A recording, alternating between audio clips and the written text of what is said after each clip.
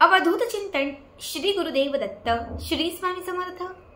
नमस्कार, तुम्हा सर्वांचं आपल्या स्वामी शक्ती या चॅनल मध्ये मनापासून स्वागत आहे।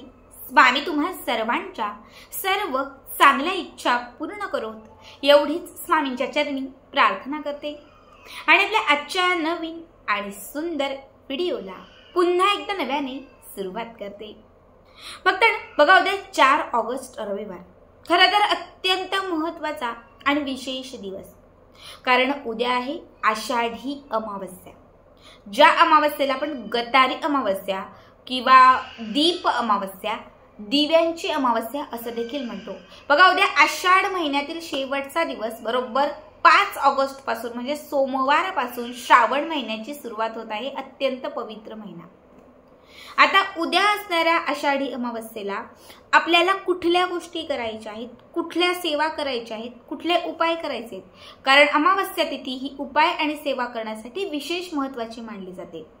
बऱ्याच कमेंट्स आहेत की ताई उद्या केस धुवायचे का, उद्याच्या दिवशी कुठले नियम पाळायचे, लक्ष्मीला प्रसन्न असणारे कुठले उपाय करायचे, उद्याच्या दिवशी मांसाहार करायचं का, तर या सगळ्या ज्या प्रश्नांची उत्तरं आहेत किंवा या अमावस्येबद्दल जे काही तुमच्या मनात प्रश्न आहेत तर त्या सगळ्याची उत्तर मी आजच्या व्हिडिओमध्ये तुम्हाला देणार आहे। उद्याचा दिवस कशा पद्धतीने साजरा करायचा आहे, केस धुवायचे का, मांसाहार करायचं का, किंवा नक्की उद्या कुठल्या गोष्टी आपल्याला करायच्या आहेत आणि कुठल्या गोष्टी आपल्याला टाळायच्या आहेत, हे सगळंच मी आजच्या व्हिडिओमध्ये तुम्हाला सांगणार आहे। फक्त त्यासाठी व्हिडिओ स्किप न करता शेवटपर्यंत बघा आणि जे चॅनलवरती नवीन असतील त्यांनी लगेचच आपल्या चॅनलला सबस्क्राईब करा।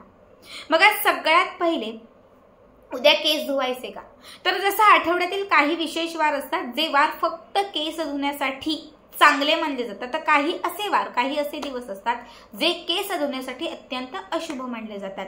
अशुभ वारांमध्ये शनिवार आहे, गुरुवार आहे, सोमवार आहे। अशुभ नाही म्हणणार, पण या तीनही वारी जर तुम्ही केस धुतले तर त्या दिवशी तुम्ही जी सेवा कराल ना तर त्याचा लाभ होत नाही। किंवा गुरुवारच्या दिवशी केस धुतले तर गुरुग्रह निगेटिव्ह होतो आणि जेव्हा गुरुग्रह निगेटिव्ह होतो तेव्हा तुमचं गुरुबळ खराब होतं, म्हणून गुरुवारच्या दिवशी केस धुवत नाही। शनिवारच्या दिवशी केस धुतले तर शनीची 7.5 शनीची पीडा मागे लागते आणि त्यामुळे आयुष्यामध्ये असंख्य अडथळे येतात, विघ्न येतात, सतत काही ना काही सोबत होत राहतं, म्हणून शनिवारच्या दिवशी केस धुवायचे नसतात। तसंच सोमवारचा दिवस हा महादेवांसाठी समर्पित आहे। आपण सोमवारच्या दिवशी महादेवांच्या पिंडीवरती जल आणि दूध अर्पण करत असतो आणि म्हणून अशी मान्यता आहे की सोमवारच्या दिवशी आपण आपल्या डोक्यावरून पाणी घेत नाही, म्हणून सोमवार, शनिवार आणि गुरुवार या 3 दिवशी आपण केस धुवत नाही। तर रविवार असेल किंवा मंगळवार असेल, शुक्रवार असेल, हे केस धुण्यासाठी उत्तम वार मानलेले जातात। त्यापैकीच उद्या रविवार आहे। उद्या केस धुण्यासाठी जर वार बघितला तर शुभ आहे आणि त्याचबरोबर अमावस्या तिथी आहे। अमावस्या तिथीला आपण केस धुवू शकतो। बघा, अमावस्येचा दिवस हा नकारात्मकता संपवण्यासाठी विशेष महत्त्वाचा दिवस मानला जातो, म्हणून आपल्यात असणारी जी नकारात्मक शक्ती असेल, जी नकारात्मकता असेल ती आपण डोक्यावरून पाणी घेऊन तिचा नाश करू शकतो। त्यामुळे उद्याचा दिवस हा केस धुण्यासाठी शुभ आणि अत्यंत चांगला आहे। त्यामुळे उद्याच्या दिवशी तुम्ही आवर्जून केस धुवू शकता, ही पहिली गोष्ट। बघा, उद्याच्या दिवशी जर आजूबाजूला कुठेही धार्मिक स्थळ असेल तर आवर्जून जा, कारण उद्या दिव्यांची अमावस्या आहे, अत्यंत शुभ अमावस्या आहे। त्यामुळे जर कुठेही धार्मिक स्थळ असेल तर तिथे जा, नसेल घरीच अंघोळचं जे पाणी असेल त्यामध्ये थोडं गोमूत्र, गंगाजल घाला, ते मिक्स करा, थोडी हळद घाला आणि हे सगळं मिक्स करून या पाण्याने स्नान करा, तरीही धार्मिक स्थळी जाण्याचं जे पुण्य आहे तेच तुम्हाला लाभेल। बघा, उद्याचा दिवस अमावस्या तिथीचा जो दिवस असतो किंवा दीप अमावस्येचा जो दिवस असतो तो सूर्यनारायणाच्या पूजनासाठी विशेष महत्त्वाचा असतो आणि योगायोगाने सूर्यांचा जो वार आहे तो रविवार आणि उद्या रविवारच्याच दिवशी अमावस्या आलेली आहे। त्यामुळे आपल्याला काय करायचं आहे, उद्या याच रविवारी अमावस्या तिथीला आपल्याला न चुकता सूर्याला अर्घ्य अर्पण करायचं आहे। अर्घ्य अर्पण करत असताना मनात एक इच्छा धरायची आहे आणि सूर्यांचं स्मरण करायचं आहे। याने तुमच्या आयुष्यात प्रकाश पडेल, कठीणातील कठीण इच्छा पूर्ण होईल आणि तुमचं जे आयुष्य आहे किंवा जे जीवन आहे त्यामध्ये नेहमीच उजेड राहील। ठीक आहे। यानंतर आपल्याला आपल्या घराची स्वच्छता, साफसफाई, घरात जे जळमट, घाण, केर, कचरा जे काही असेल ते सगळं घराच्या बाहेर काढायचं आहे, कारण श्रावण महिना येत आहे आणि श्रावण महिना हा स्वच्छ पवित्र जो आहे तो मानला जातो। त्यामुळे या महिन्यात स्वच्छतेला विशेष महत्त्व आहे, म्हणून त्या केर, कचरा सगळी जळमट काढून टाकायची आहेत। आपली जी फरशी आहे, आपण जी लादी पुसतो तर त्या लादीमध्ये थोडीशी हळद घालायची आहे, थोडंसं मीठ घालायचं आहे, हे मिक्स करून तुम्हाला तुमची पूर्ण फरशी स्वच्छ पुसून घ्यायची आहे। हे करून झालं की त्याच्यानंतर उंबरठ्याला हळदीचं लेपन करायचंय। तुळशीच्या समोर एक शुद्ध तुपाचा दिवा लावायचा आहे। इतकं सगळं केलं की त्यानंतर आपल्याला देवघरात यायचंय। उद्या न चुकता संपूर्ण देवघर स्वच्छ करायचंय। संपूर्ण देवघरातील सगळ्या मूर्त्या बाहेर काढायच्या आहेत। जे देवघर आपलं आहे हे देवघर स्वच्छ घासून पुसून व्यवस्थित साफ करायचं। देवांच्या मूर्त्या जसा तुम्ही नेहमीच देवांना अंघोळ घालता त्या पद्धतीने स्वच्छ सुंदर अंघोळ घालायची आहे आणि मग पुन्हा जशी मांडणी होती त्या पद्धतीने देवघरामध्ये सगळे देव लावून ठेवायचे आहेत। विशेष महत्त्व उद्याच्या दिवशी ज्यांच्या सेवेला आहे ती म्हणजे माता लक्ष्मी, कारण अमावस्या तिथी ही माता लक्ष्मीसाठी समर्पित आहे।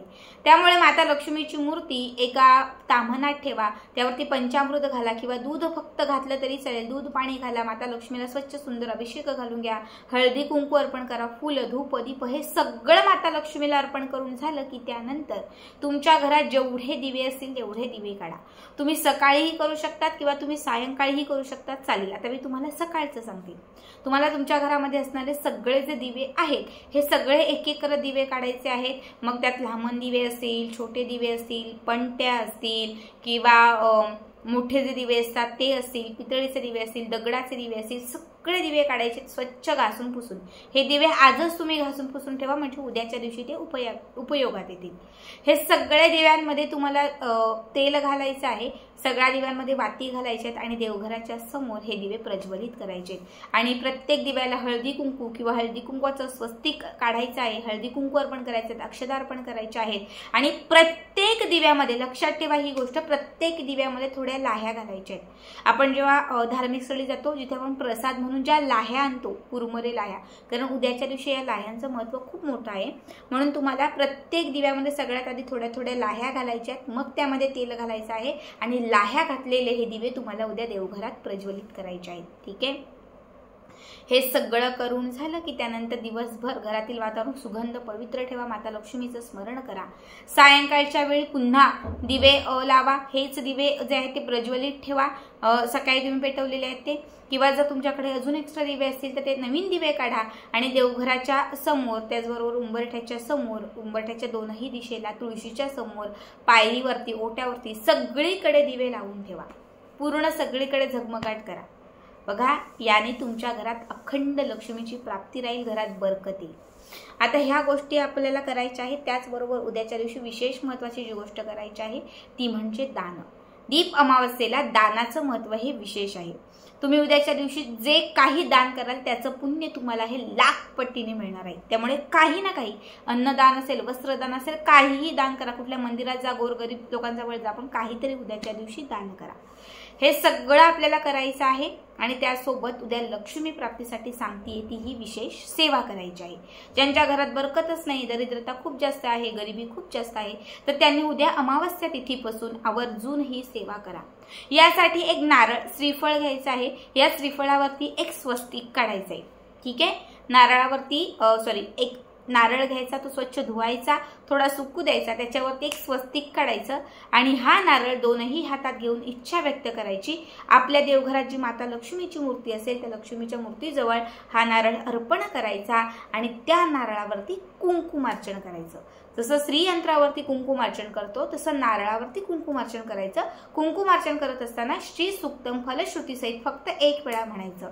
अमावस्या तिथीपासून पुढची अमावस्या येईपर्यंत कंटिन्यू 1 महिनाभर या नारळावरती दररोज, फक्त मासिक धर्म महिलांचे असतात ते 2-4 दिवस सोडून बाकी दिवस काउंट करून कंटिन्यू पुढची अमावस्या येईपर्यंत दररोज त्या नारळावरती कुंकुमार्चन करायचं। दररोज नित्य नियमाने श्री सुक्त म्हणायचं आणि जी पुढची अमावस्या येईल या पुढच्या अमावस्येच्या दिवशी हा नारळ जो आहे तो आणि त्यामध्ये घातलेलं कुंकू आपल्या देवघरातून उचलायचं। 1 महिनाभर हा नारळ एका प्लेटमध्ये आपल्या देवघरातच ठेवायचा। पुढची अमावस्या आली की त्या नारळावरती अर्पण केलेलं कुंकू एका डब्बीत भरून ठेवायचं। ते तुम्ही स्वतः लावू शकता किंवा सौभाग्यवती स्त्रियांना देऊ शकता। आणि हा जो नारळ आहे जो आपण 1 महिनाभर अभिमंत्रित केलेला आहे, तर हा जो नारळ आहे तो कुठल्याही माता लक्ष्मीच्या मंदिरामध्ये नेऊन अर्पण करायचा पुढच्या अमावस्येला। याने 1 महिन्याच्या आत तुमच्या घरातील गरिबी नष्ट होईल, घरामध्ये बरकती येईल, समस्या सुटत जातील, इच्छा पूर्ण होतील। तुमच्या घरामध्ये जे 18 विश्व दारिद्र्य आहे ते कुठेतरी संपत जाईल आणि पैशांचा ओघ तुमच्या घरामध्ये वाढत जाईल। आता ह्या सगळ्या सेवा गोष्टी सांगून झालेल्या आहेत। आता त्यानंतर सर्वांच्या मनात असणारा महत्त्वाचा प्रश्न, मांसाहार। बघा, आषाढी अमावस्येला आपण गटारी आमच्याकडे गटारी म्हणतात, कोणी गटारी अमावस्या असंही म्हणतं. ठीक आहे, खरं तर त्याला गटारीच अमावस्या असं म्हटलं जातं. या अमावस्येला आषाढी अमावस्येला गटारी अमावस्या असंही म्हटलं जातं. या अमावस्येला 80% लोकांच्या घरामध्ये मांसाहार केलं जातं. पण मी तुम्हाला सांगेल की मांसाहार वर्ज्य आहे. तुम्ही शास्त्रात बघा, कुठेही बघा, या दिवशी मांसाहार वर्ज्य आहे. कारण ही अमावस्या तिथी अत्यंत शुभ आहे आणि लक्ष्मीला प्रसन्न करणारी आहे. दिव्यांच्या पूजनासाठी ती अत्यंत शुभ आहे. मग आपण दिवे पूजन करतो, या दिवशी घरात झगमगाट करतो, घरातील वातावरण प्रसन्न करतो, लक्ष्मीला प्रिय असणाऱ्या सर्व गोष्टी करतो. मग जर तुम्ही या दिवशी मांसाहार केलं तर तुमच्या घरात लक्ष्मी येईल का?